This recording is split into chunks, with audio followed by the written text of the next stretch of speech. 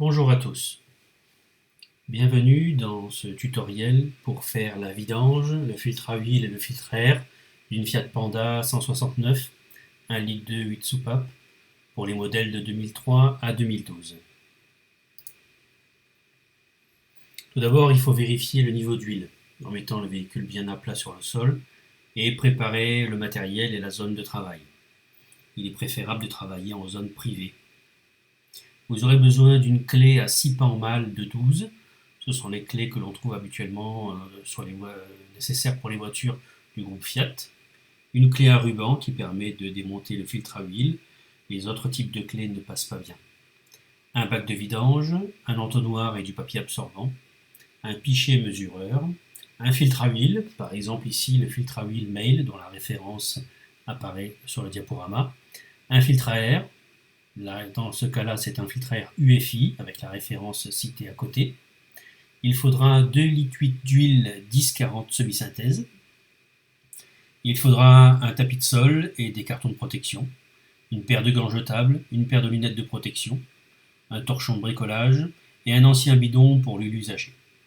Concernant l'huile en 10-40, cette huile est recommandée par la revue technique pour les moteurs un peu plus anciens. Sinon, pour les moteurs récents, mais il n'y en a plus beaucoup en 1 litre 2, 8 soupapes, c'était du 5 watts 40, me semble-t-il.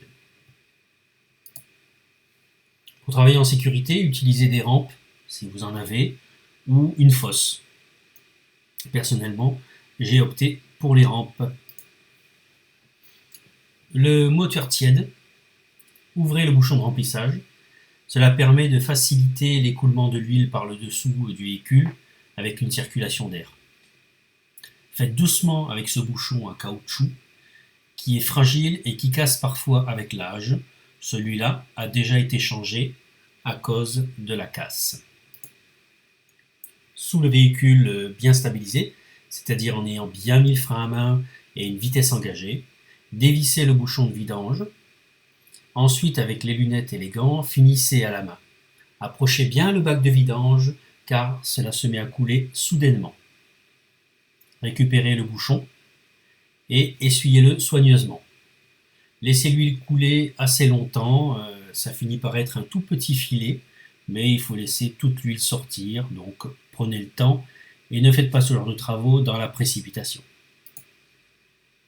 Repérez le filtre à huile. Bon, c'est facile, hein, ça ressemble à une petite boîte de conserve, de couleur bleue, noire ou autre. Et cette petite boîte de conserve est située contre la surface du moteur, vers l'avant, et il est beaucoup plus accessible par le dessous.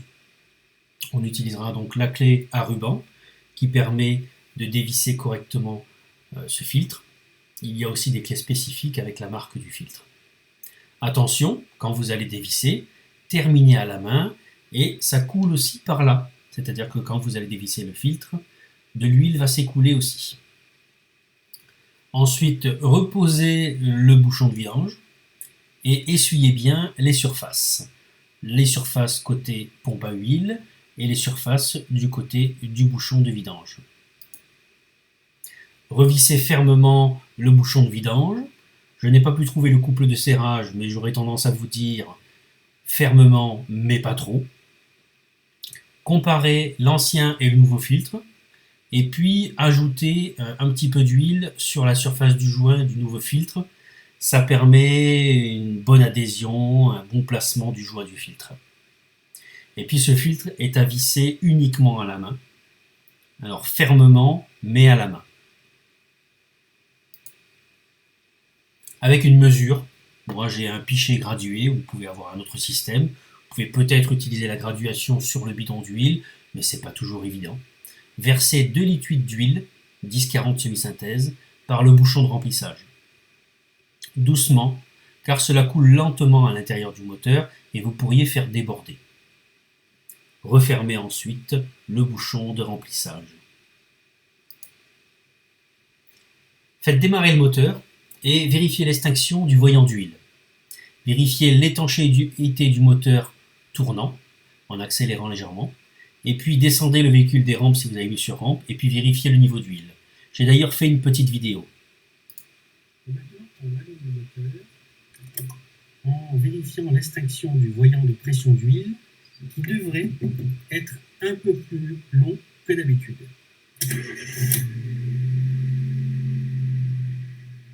Voilà, il était légèrement plus long que d'habitude, mais tout à l'heure. On va vérifier si il y a des fuites au niveau des bouchons et des filtres. Voilà, la vidéo a bien expliqué l'essentiel. Moteur éteint. Après quelques minutes, sortez la jauge, essuyez-la et replongez-la pour faire le niveau. Alors presque au maxi c'est bien, au-dessus du maxi c'est trop et ça peut endommager le moteur. Donc faites attention quand vous remplissez ou quand vous rajoutez de l'huile. Pour le filtre à air maintenant, ouvrez le boîtier de filtre à air à l'aide des deux clapets. Il y a toujours deux gros clapets sur les filtres à air des Fiat comme ça, donc ça s'ouvre très très facilement. Mais il y a aussi un petit ressort par devant auquel il faut faire attention, il ne faut pas l'abîmer et pas le perdre. Donc j'insiste dessus au travers de la photo. Comparez les filtres par sécurité, regardez si c'est vraiment tout pareil. Et vous pouvez d'ailleurs constater la différence entre l'ancien et le nouveau. L'ancien a 10 000 km, mais je roule dans une région très poussiéreuse et humide. Il y avait des travaux dans ma ville avec énormément de poussière. C'est peut-être pour ça que le filtre est autant encrassé. Remontez dans le sens inverse les pièces et vérifiez bien, n'oubliez pas le ressort. Nous avons presque fini. Essuyez et rangez vos outils. On a toujours plaisir à retrouver une caisse à outils rangée. Rassemblez les déchets pour le centre de tri et mettez l'huile usagée dans un ancien bidon. Si possible, conservez les cartons pour la prochaine utilisation. Lavez votre bac et votre pichet mesureur. L'huile est à déposer en déchetterie uniquement pour éviter la pollution. J'ai fait ce tutoriel avec plaisir, j'espère qu'il vous aidera. Travaillez selon vos connaissances et en prudence. Ces propos n'engagent que moi. Je me suis aidé d'un magazine que j'apprécie particulièrement, la RTA de chez ETAI, qui pour ce modèle-là est disponible en format papier, heureusement, car le format numérique est moins intéressant.